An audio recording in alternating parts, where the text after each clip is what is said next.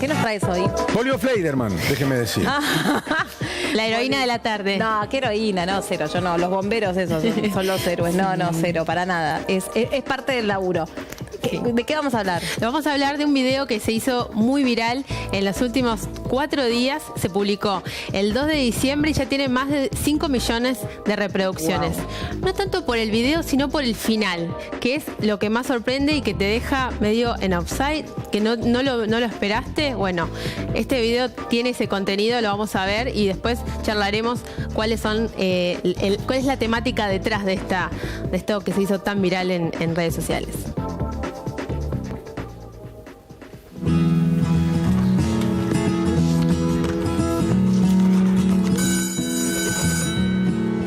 Got some news today from the radio man.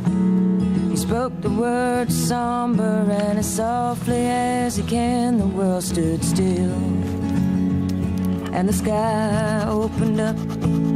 I made my way to fill up my coffee cup. Then it occurred to me as the daylight sky shone blue. Today's the day that Johnny met June. He waited a while, he knew that he would. He was gonna hang around here for as long as he could. The days went by, and hours idle passed. He was never sure just how long he would last. But there's not much love in a lonely room. Today's the day that Johnny met June. Have a good summer. You too. Thanks. Hey, you must be bored. No way. This is the guy that I was running to in the library. You're kind of Yeah. guilty. Oh my God. So you like to write on desks? Yeah, that's what I do.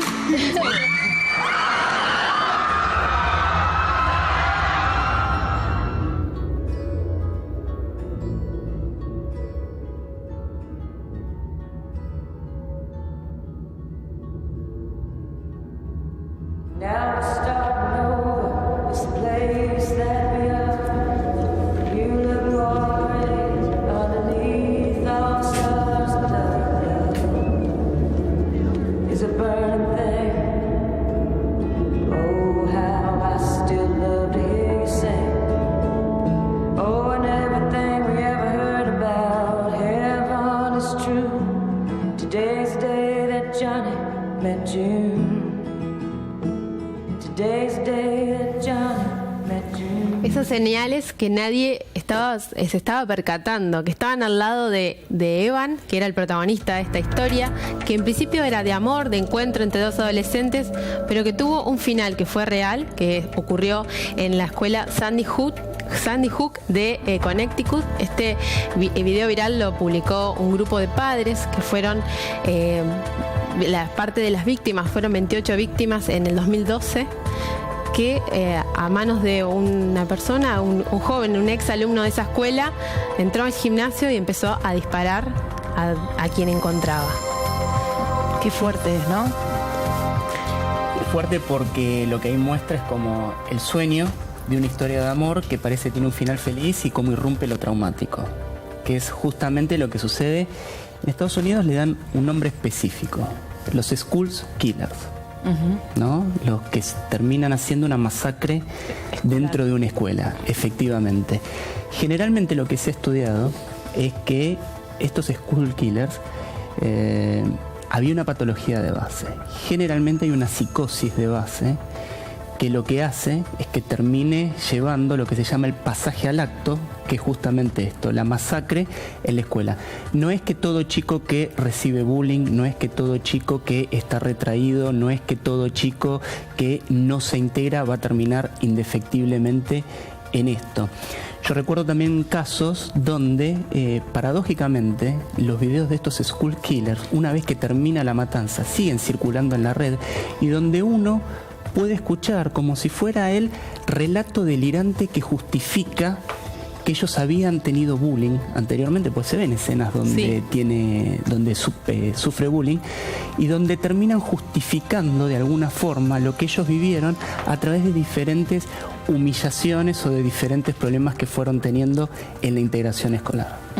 Sí, lo que tiene es como un poder de síntesis el video y un impacto tremendo, porque nunca te imaginás que en el medio de, o como argumento de esa historia de amor, el trasfondo es que debíamos poner el foco en otra persona, y está bueno como ejercicio. ¿Cuántas veces hay otros que pasan desapercibidos de todos y están dentro de su mundo, anticipando que o van a hacerse algo o le van a hacer algo al otro?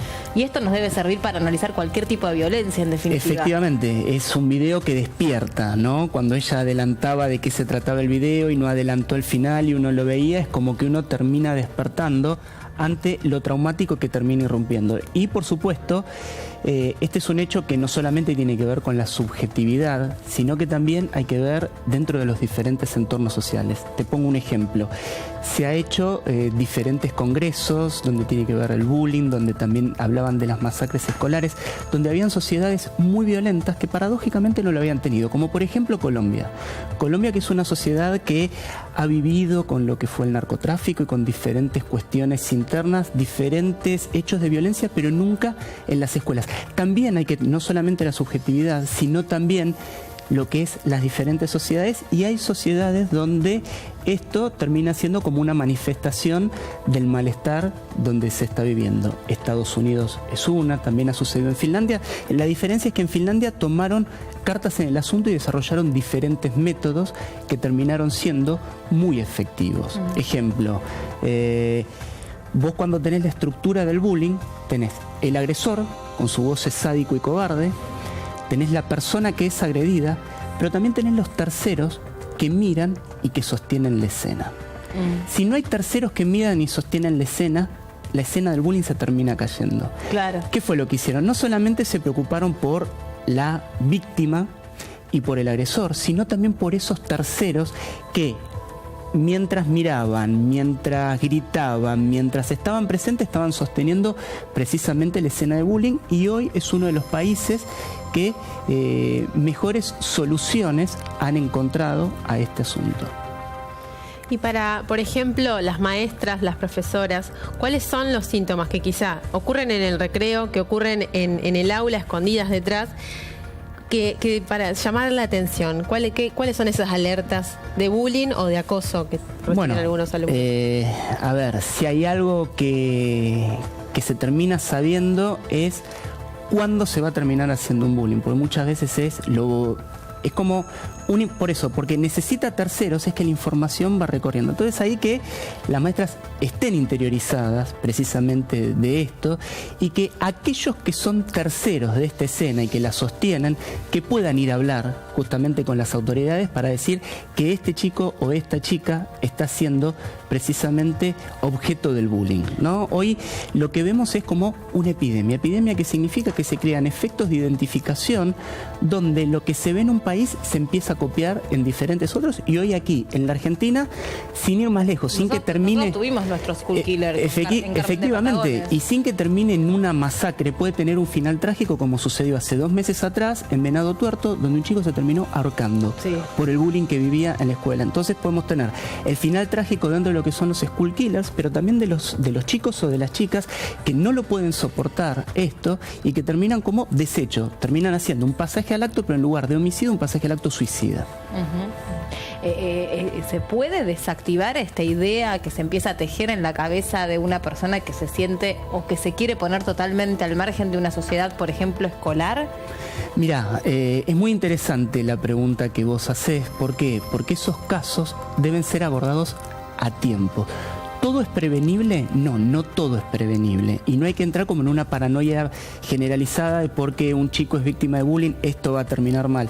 Pero sí, un caso que es abordado a tiempo y que se trabaja la patología de base, ¿sí? Porque el bullying es el factor desencadenante de una patología de base que en la mayoría de los casos, no digo que es para todos, siempre hay que ver el caso singular, pero en la mayoría de los casos estamos hablando de adolescentes con una psicosis de base que terminan llevando estos tipos de masacre, donde precisamente ellos también terminan o asesinados o terminan suicidándose. ¿Por qué en Estados Unidos?